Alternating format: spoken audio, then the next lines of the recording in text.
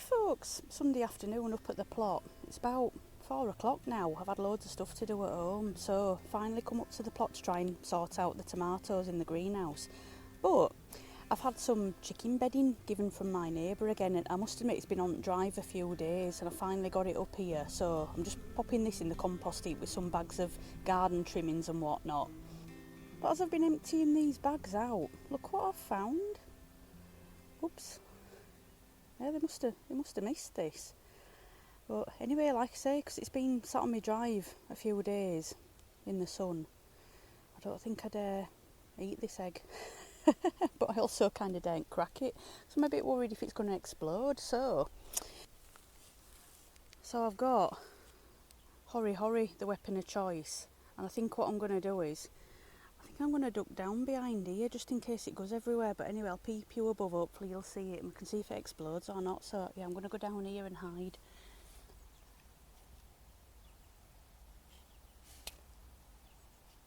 Oh no, we're alright, Oh, phew.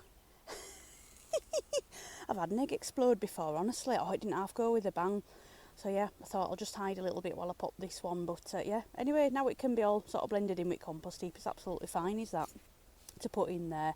But yeah, I didn't really want to chance it and take it home and have it for me dinner or anything. Yeah, a bit of a weird one. I've never found an egg in bag of chicken stuff that they give me, but oh well.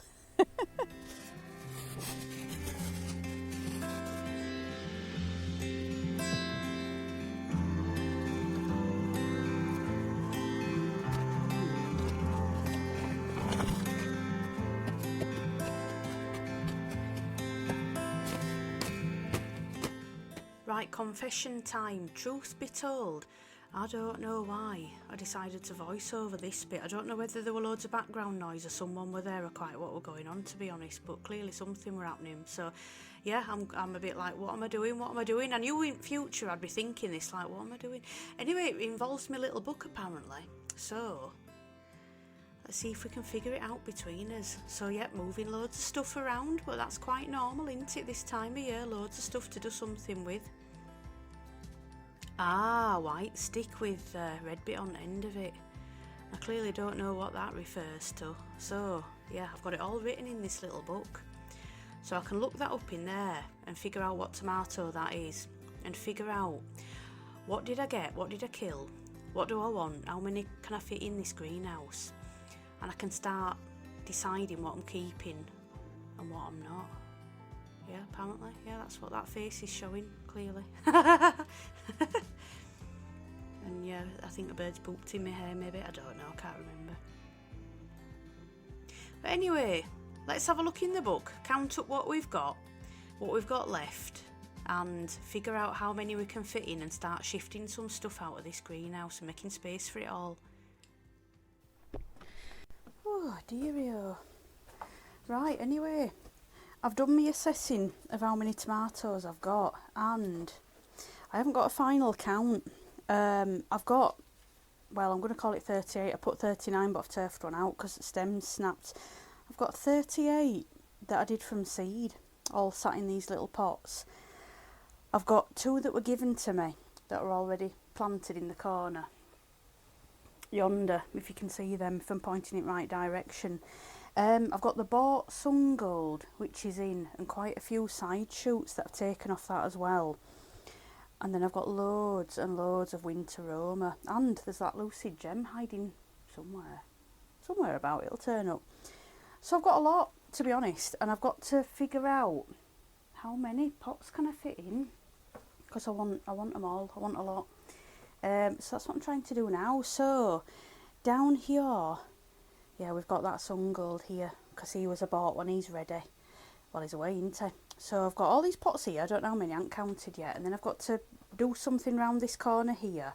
I've got my loofah, and I've got my gherkin that's already up here growing on. He's not in his final pot, he is, but he's not sort of tied into a proper string yet. So I could move him from this corner, and that one's moving out of the way as well.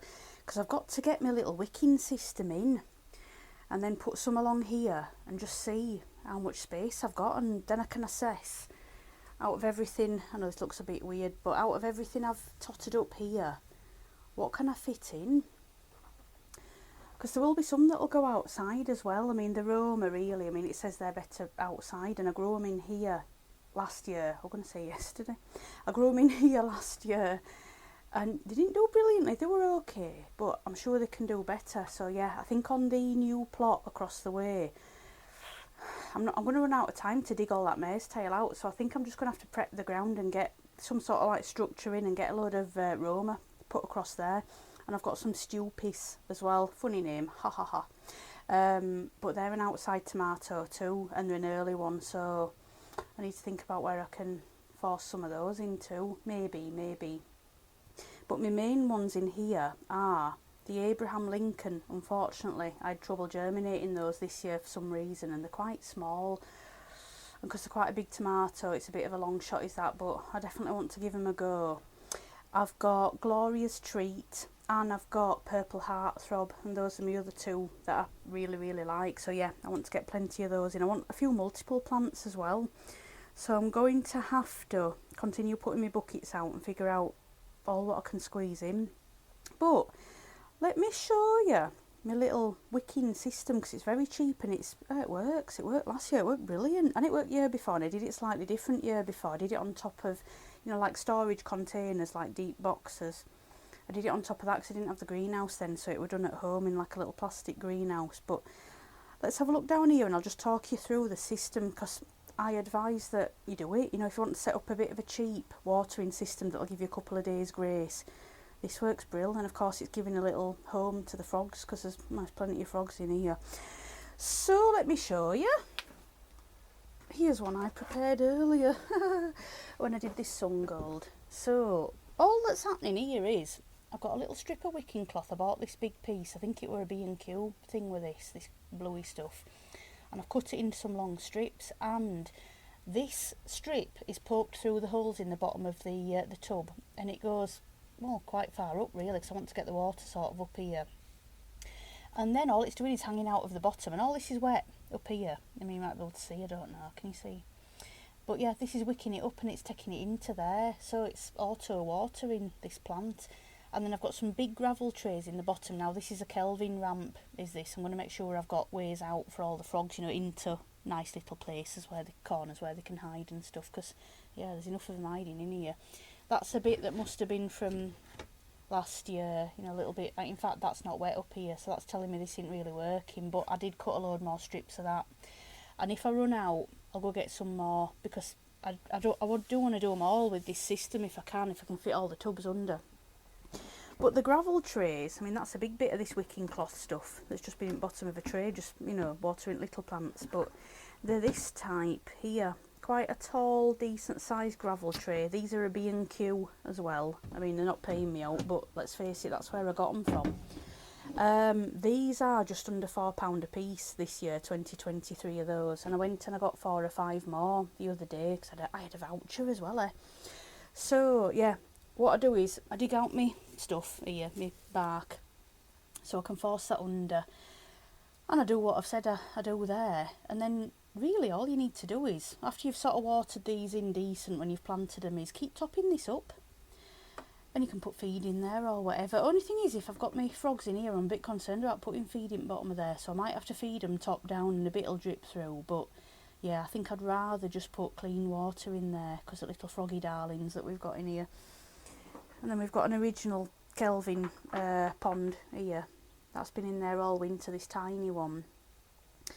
And I need to put more all the way down here. But I think this little one, being a diddy, is going to fit under these little pallets. Because these are not full-size pallets, and that's a tiny little gap. So I think I need to lift this guy out of the way and put that little pond under here. And yeah, I've got to think about what I'm going to do with here as well, because yeah, I've got a few little sections now. Big ones I think they might fit under there. Oh, they might not actually. That don't feel wide enough to me. Should we try it in real time, see if it does? I don't think that's what. No, I can see that's not wide enough. Yes. Yeah, we're never going to fit, were it? Yeah, so this I need to think about it, but at least if I get one in the corner, that's the most awkward access one once I've put a load of stuff on top of it. So I'll get little pond put there, and as many at big uns put under this as I can. Yeah, and I'm going to borrow a load of homemade compost out of the middle bay. Is it middle? I can't remember. I think it might be left hand bay. Anyway, whichever of those bays is ready, I'm going to borrow a load of homemade compost out of that. I've got my bags of horse manure still that's really well rotted. I'm going to mix it with that. And I don't know if I've got some, I've got some composted bark. Well, I say composted, look at it. You make your judgment on that. But this is from down at the bottom of the plot. We do get wood chips still dropped off for free, or at least it's happening at the moment. I mean, we don't know for how long, do we?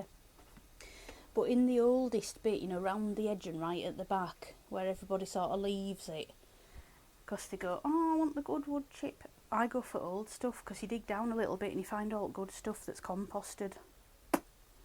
Smart. Yeah, so if you get it delivered and you know you've been taking all good stuff, just go for bits round edge where it's sort of been left and just dig down. You'll probably find you've got some really quite nice compost all for free. Shh, don't tell anyone. You just take it, don't tell anyone. Yeah, so I'm going to quantify it and I'm going to get some compost and I'm going to start doing as many of these as I think I can fit in, and when I've done a few I'll come back to you and I'll tell you what I've put where. So I'll see you in a bit.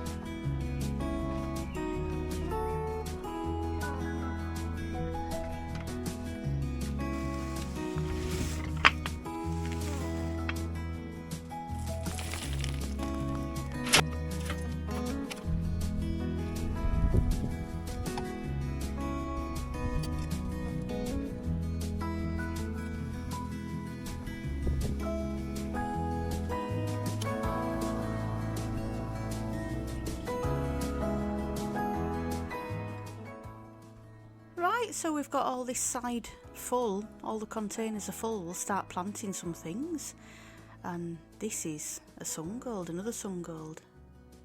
I don't know, I had to do a really creepy expression there, but anyway, right, we'll start getting some things planted.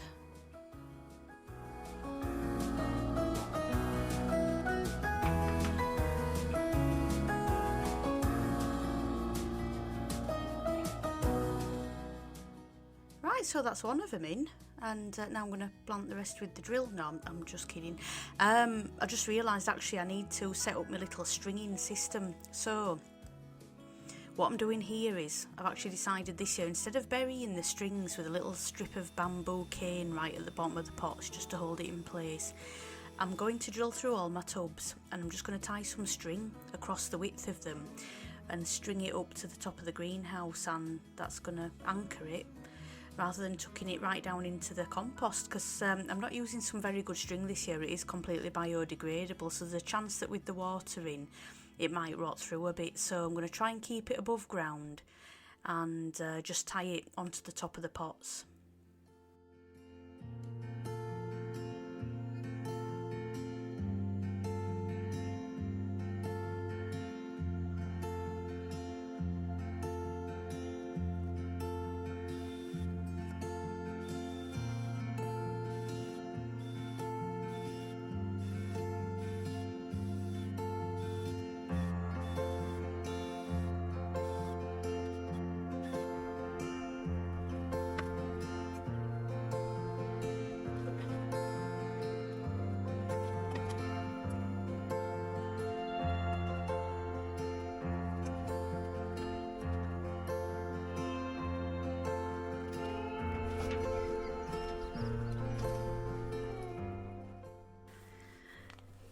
This is my little method for working out what I've put where, so I've just kind of drawn it out with little circles marking out my pots, and I'm writing PHT here because that's the purple heartthrob.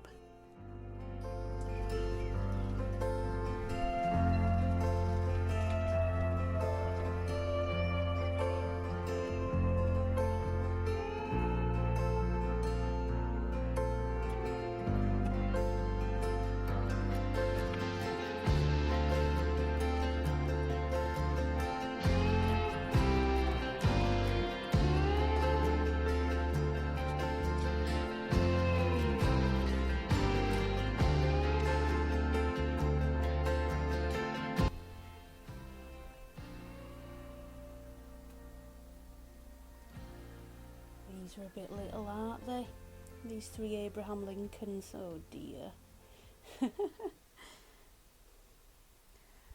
Yeah, that's 14 more put in. So with the original sun gold, there's 15 down this row. And in fact, 17, because I've got the 2 in the corner, haven't I? Just there. Yeah, those that were gifted from my plot neighbour down at the bottom. And yeah, a bit more room for some other stuff as well, and you know, the gherkins and bits of stuff like that too that have to be added in. But yeah, that's a nice leap forward. That I've not finished tying all the strings up, but I can do that another day. They're not really big enough where they particularly need it. Soon. Yeah, and then I've got all these. Oh, there's all these others, isn't there, here? Yeah, a few of those getting planted somewhere, but I'll give them a bit of a water. And then I think we're getting on for about 8 o'clock at night, so I've got to go home now, really. I'm getting really hungry. And these little Dorrit sunflowers, they're growing on lovely now, aren't they? And hopefully, I've resown some of these these ones, so I'm hoping they show through. I'll give these a water before I go as well. And we've got all the chilies here that are just, some of these were potted on, quite a few of them actually. So they're just putting on a little bit more size. That one's split lovely, hasn't it there? That California Wonder. Nice V shape. Or Y shape, I suppose, if you take the stem into account. Yeah, we'll crack on planting more stuff out in here very, very soon. I'll give you some updates as these tomatoes take and start to grow. Oh, it's always, I think it's probably most people's most exciting, most looked forward for crop, isn't it? The tomatoes when they go out. Oh, it's brilliant. I'm really excited. Thank you so much for watching, and let me know if you've got yours in yet. Are they even starting to fruit? I think some people's are. You know, I think I saw Michelle, Urban Roots Allotment, she's got some in her polytunnel and they're already setting trusses now, so I mean that's amazing. And she's got a cauliflower that she's harvested and I'm well behind that. I'll put her link to the YouTube channel and the Instagram in the description box below, because she's great, her channel's absolutely fantastic. So yeah, have a look by all means, and you know, give her a like, give her a subscribe if you don't follow along already. And yeah, thank you so much for watching, and I'll catch you up on how this all turns out very soon. See you later.